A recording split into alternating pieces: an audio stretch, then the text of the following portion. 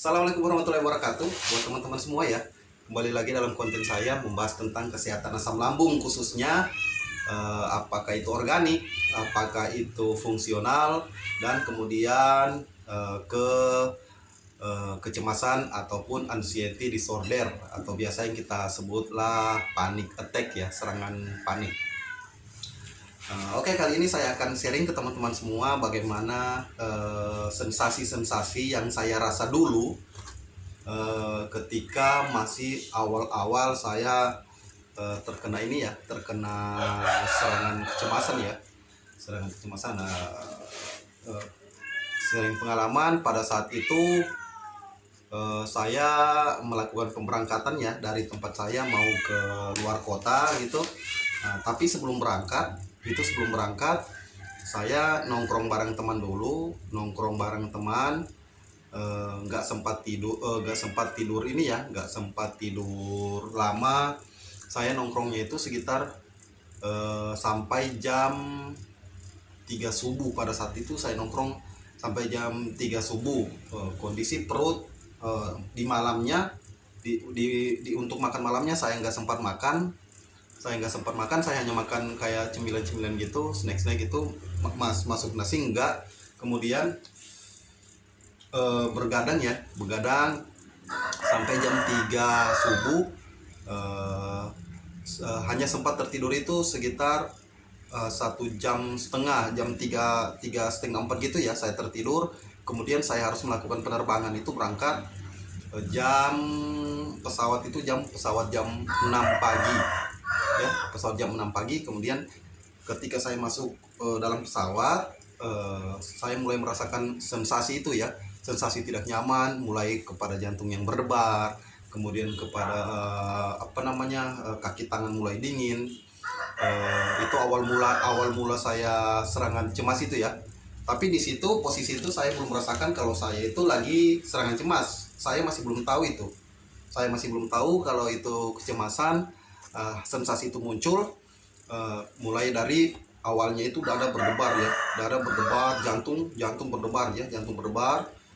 Dari jantung itu akhirnya muncul perasaan takut, hingga akhirnya mulai dingin pada tangan dan kaki. Perasaan kayak mau pingsan ya. Posisi saya di situ itu lagi duduk. Ketika saya diserang cemas itu, saya posisi lagi duduk. Kemudian setelah saya merasakan sensasi itu, saya memanggil pramugari. Pada saat itu saya panggil pramugari, tolong minta ini ya, kalau ada minyak kayu putih tolong di ini, saya minta sedikit untuk buat cium, untuk buat gosok ke dada karena jantung berdebar, perasaan tidak nyaman. Di situ pramugari ambilkan saya minyak kayu putih, saya gosok, saya buat aromaterapi gitu. Akhirnya berlalulah penerbangan itu. Penerbangan pada waktu itu sekitar 2 jaman ya, dari daerah saya ke keluar kota yang saya tuju itu sekitar 2 jam lebih. Akhirnya sampai di bandara itu, saya ke Jakarta ya, pada saat itu saya ke Jakarta. Sampai di bandara itu ternyata dia kambuh lagi gitu. Waktu penerbangan itu setelah saya nggak tahu ya durasinya itu, saya cemas itu apakah 15-20 menit, saya nggak tahu. Pokoknya akhirnya sempat nyaman, tidak nyaman pada nyaman umumnya ya, berarti nyaman biasa begitu ya, nyaman seperti kayak bukan kita sebelum terkena kecemasan panic attack, enggak.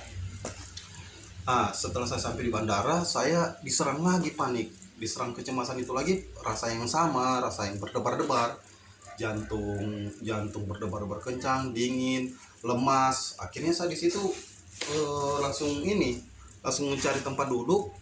Saya duduk, saya berusaha nyaman sambil telepon ke keluarga di rumah. Saya menjelaskan kondisi seperti ini, begini.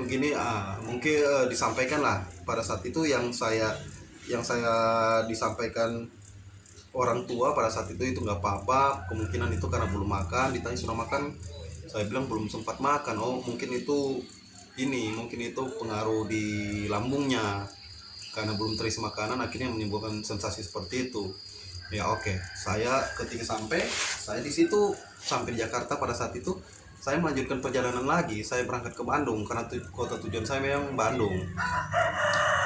Setelah di mobil sepanjang jalan tuh saya rasa nggak nyaman itu sepanjang jalan. Sepanjang jalan saya rasa nggak nyaman di jalan. Akhirnya sampailah di Bandung, telepon teman jemput sampai di rumah teman itu. Saya ngomong saya sampaikan perasaan kayak begini. Teman saya langsung bilang ayo kita ke ini dulu, ke apotik. Mau ini ya darurat ya, obat apa dulu. Tapi posisi nyaman, saya lemas, tapi saya masih bisa survive pada saat itu, masih bisa jalan walaupun sempoyongan ya, walaupun rasa tidak nyaman, rasa seperti serangan panik lah bisa dibilang. Itu pada saat itu pengalaman awal pertama serangan panik saya itu pada saat itu, momen itu. Nah, akhirnya diberi obat. Pada saat itu masih penanganan pertama, saya masih diberi ini ya, minum air gula ya, air manis ya, air yang ditaruh gula. Pada saat itu mungkin karena tenaga kurang, akhirnya injeksi dengan air gula pada saat itu ya. Saya minum itu. Setelah saya diminum obat, makan, kemudian minum obat, berangsur-angsur mulai agak nyaman. Tapi perasaan rasa takut yang ingin kamu di serangan itu udah mulai ini ya, udah mulai main di kepala ya, udah mulai main di pikiran saya pada saat itu. Sempat saya berpikir, ini kalau kenapa ya, kalau serangan lagi, saking gak nyamannya serangan panik itu ya. Akhirnya saya telepon lagi ke Palu, ke daerah orang tua di rumah di Palu. Pada saat itu saya pengen pulang gitu. Akhirnya saya hanya 3 hari di sana, 3 hari di Bandung. Akhirnya saya pulang. Setelah saya pulang itu mungkin karena ada perasaan pulang, jadi agak sedikit nyaman walaupun rasa was-was itu muncul. Tapi hampir bisa sedikit terkontrol karena saya akan pulang bertemu dengan keluarga, berarti aman kayak gitu. Maksudnya perasaan itu ada sedikit lega karena akan pulang gitu. Kemudian 3 hari kemudian saya Bandung lagi, balik ke Jakarta. Dari Jakarta bandara, terus kemudian terbang ke Palu. Itu proses saya kecemasan muncul, tapi tidak seperti saya mau meninggalkan rumah ya. Bedanya di situ ya, ketika saya meninggalkan rumah saya merasa jauh. Akhirnya cemas itu terlanjur berat buat saya karena saya posisi meninggalkan keluarga jauh.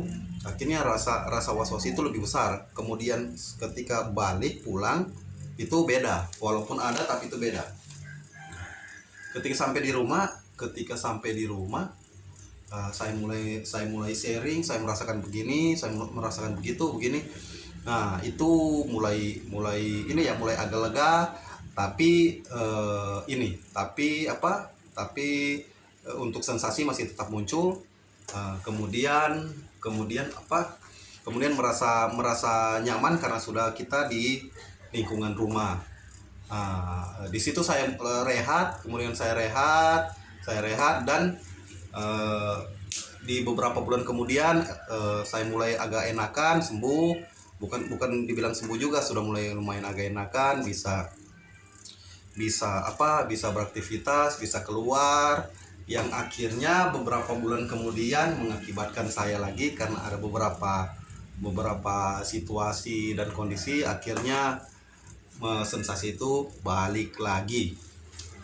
Tapi di sini saya mau sampaikan ke teman-teman latar belakang saya terkena kecemasan, kesehatan anxiety itu diakibatkan karena pertama saya bergadang pada hari itu ya.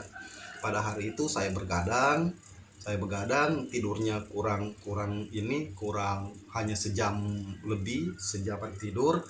Kemudian malamnya tidak makan, begadang, nggak tidur. Kemudian akhirnya paginya ketika saya melakukan perangkat itu, saya dapat serangan kecemasan. Itu sejarah ketika saya kena anxiety itu seperti itu. Akhirnya berkembang terus sampai saat ini masih tetap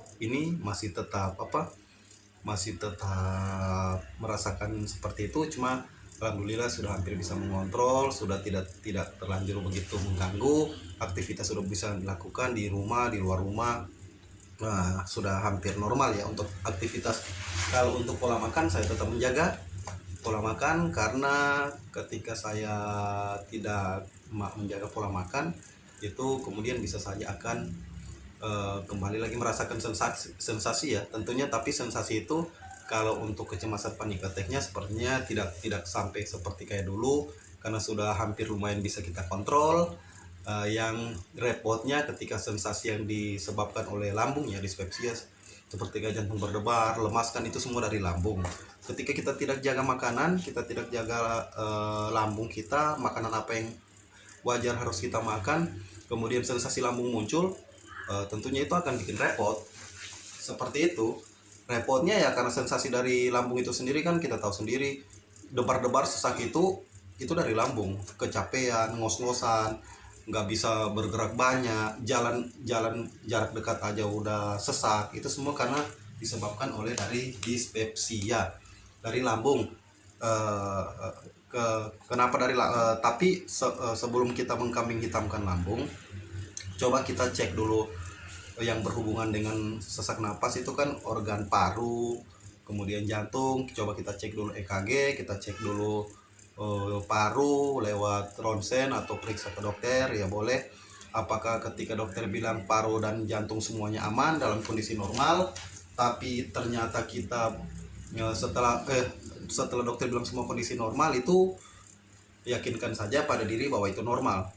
Nah, ketika kita beraktivitas dan merasa lekas, capek, ngos-ngosan, disebabkan itu bisa saja disebabkan oleh asam lambung. Mungkin itu saja untuk konten hari ini yang bisa saya sampaikan, yaitu pengalaman pertama kali saya terkena serangan GERD, kecemasan, serangan panic attack yang ternyata disebabkan oleh pola makan yang buruk. Pola makan termasuk pola hidup ya, istirahat bergadang itu nggak baik. Oke, terima kasih, sampai di sini saya dulu teman-teman. Semoga bisa menjadi bisa menjadi motivasi juga untuk teman-teman, bisa menjadi perhatian buat teman-teman juga, agar kita selalu menjaga pola makan dan pola hidup. Tapi ketika kita terkena anxiety, kita sudah sebagai pengidap anxiety pun kita masukkan kepada pola pikir juga, harus kita jaga ya, pola pikir, pola sifat.